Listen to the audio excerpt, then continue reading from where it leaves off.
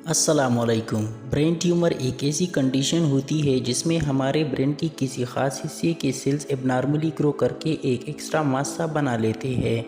Brain हमारे school के अंदर मौजूद एक कम्प्लेक्स आर्गन होता है जो हमारी बॉडी की तमाम वॉलंटरी और इनवॉलंटरी एक्टिविटीज़ को कंट्रोल करता है।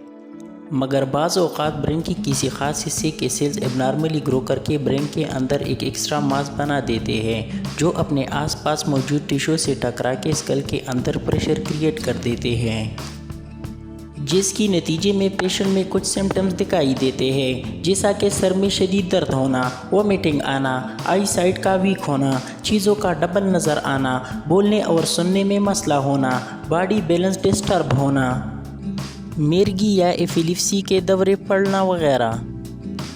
ये तमाम सिम्टम्स ब्रेन ट्यूमर के पेशेंट को इनिशियल स्टेज में अफेयर होते हैं। ट्यूमर या कैंसर सेल में मौजूद डीएनए में म्यूटेशन की वजह से होता है, जिसकी बहुत सारी काजेज़ हो सकती है, जैसा कि बाज़ लोग स्ट्रॉन्ग रेडिएशन वाली एरियाज़ में काम करते हैं जहां पर एक्सरेज अल्ट्रावायलेट रेडिएशन ज़्यादा मकदार में उनकी बॉडी को हिट कर रही होती है, जिसकी वजह से ये रेडिएशन डीएनए में म्यूटेशन काज करती है और इस म्यूटेशन के नतीजे में फिर सेल्स एबनॉर्मली ग्रो करने लगते हैं। इसके अलावा बाज़ लोगों में किसी जेनेटिकल डिफेक्ट की वजह से भी ट्यूमर या कैंसर की चांसेस रहते हैं और ये कंडीशन फैमिली में रन करती है। इसके अलावा कोई वायरल या बैक्टीरियल इन्फेक्शन या फिर कोई स्ट्रॉन्ग केमिकल भी ट्यूमर काज कर सकते हैं।